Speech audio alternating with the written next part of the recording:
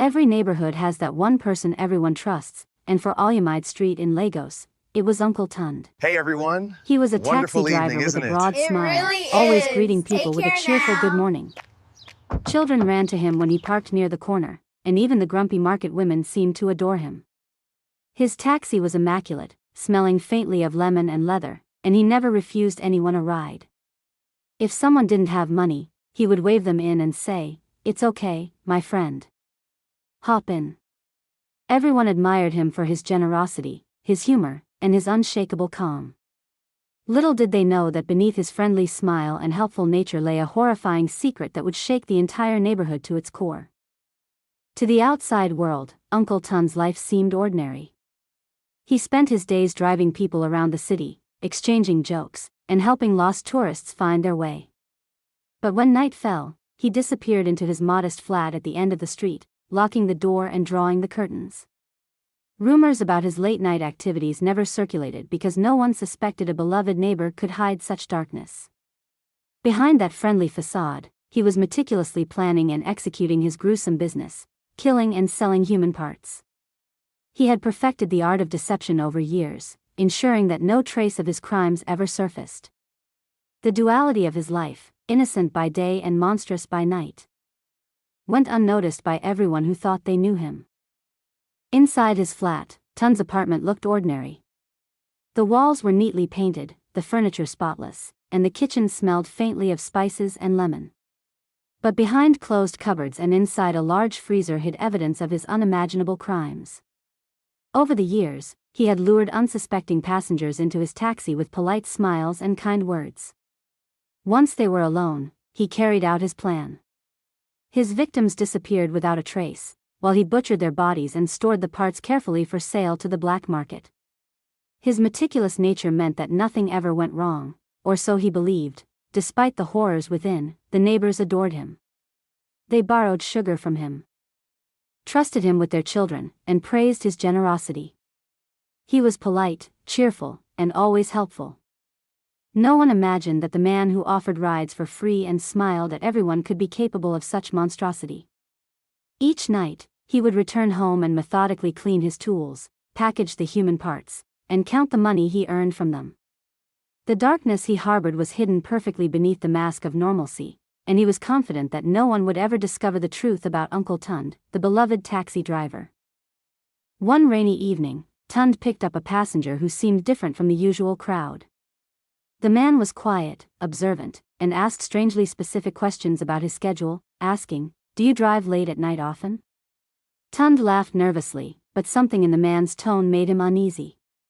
By the time he dropped him at a dimly lit street corner, he realized that the man had noticed small details about his taxi and habits that could expose him. For the first time in years, Tund felt a twinge of fear. He tried to dismiss it, convincing himself that he had been careful for years and nothing could go wrong, but that night, sleep evaded him. The images of his crimes, usually easy to suppress, replayed in his mind. He imagined the suspicious passenger talking to someone, reporting him, or even following him home. His hands shook slightly as he cleaned his tools, and he double-checked the freezer and cupboards to ensure everything was in order. The unease he felt was new, frightening, and unrelenting. Though he told himself that no one knew the truth about him, the seed of doubt had been planted, threatening to unravel his carefully constructed double life. It started like any other afternoon. Tund had parked his taxi and was sipping tea when a sharp knock echoed through his apartment. When he opened the door, uniformed police officers stood there, badges glinting in the sun. "Uncle Tund, we need to speak with you," one said. A cold wave of panic surged through him, but he quickly masked it with a friendly smile. He invited them in, joking that it must be about his driving. The officers didn't smile. They spoke in a firm, professional tone, asking questions about missing persons who had last been seen in his taxi. Tund's heart pounded, but he maintained his calm exterior. Inside, he tried to reason, pretending ignorance while sweat dripped down his back. He offered tea and sat with them, answering questions vaguely and politely. But the police were methodical, and a tip-off had brought them there. They asked if they could search the apartment. Tund's mind raced. He knew that if they opened the cupboards or the freezer, everything would be exposed.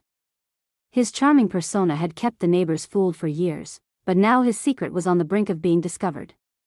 In that moment, he realized that the life he had carefully built on deception was about to crumble in front of the entire neighborhood. The officers moved quickly, their eyes sharp and determined. Tund forced a calm smile as he guided them through his apartment, offering tea again, pretending everything was normal. But the tension in the room was suffocating.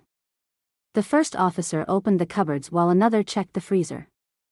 Tund's heart raced, every second felt like an eternity. When the freezer door swung open, revealing neatly packed, preserved human parts, the room froze. The metallic scent hit the air. Tund tried to say something, but his voice caught in his throat. The officers' faces hardened as they realized the full scale of his crimes. Word spread fast.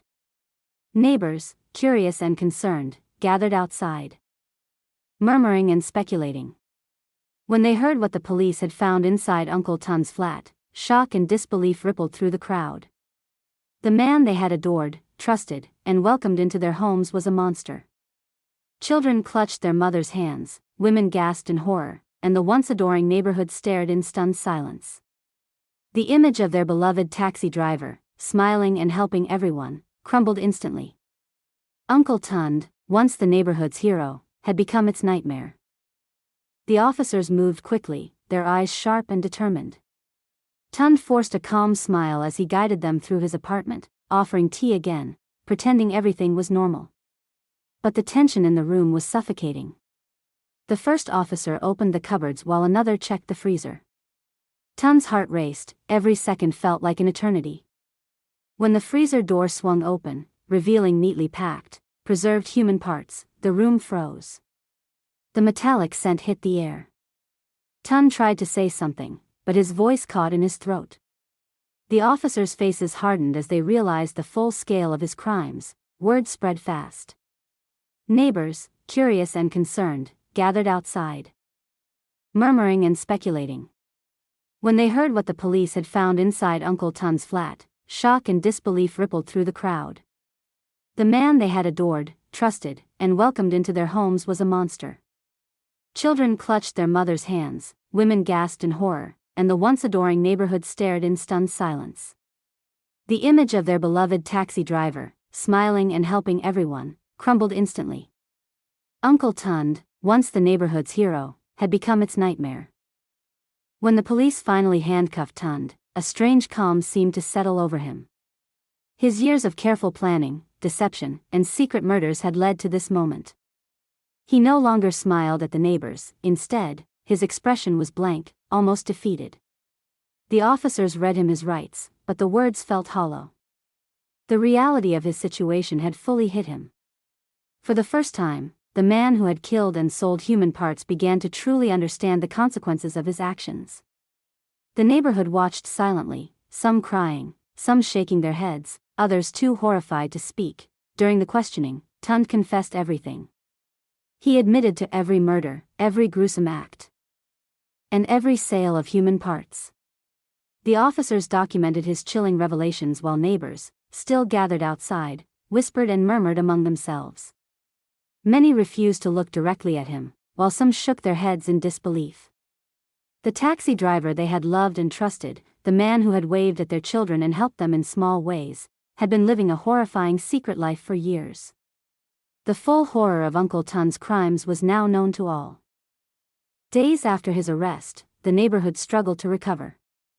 Homes once filled with laughter and trust now echoed with whispers of betrayal and fear. The taxi that had brought joy and convenience was now a symbol of horror. Neighbors avoided his flat, turning their eyes away from the place that had housed unimaginable evil. Children no longer ran freely outside, and parents whispered warnings about trust and appearances. The story of Uncle Tund spread throughout the city, a chilling reminder that evil can wear a friendly face. Though Tund faced justice behind bars, the emotional scars remained. The community grappled with betrayal, realizing how easily a mask of kindness can hide unimaginable darkness. People began talking about vigilance and awareness, trying to understand how such horror had gone unnoticed. Yet, even as they rebuilt trust among themselves, the memory of Uncle Tund's smile, once warm and comforting, now brought chills. In Olumide Street, the story of the beloved taxi driver turned monster would be told for generations, a cautionary tale of appearances, trust, and the terrifying truths that can hide behind a familiar face.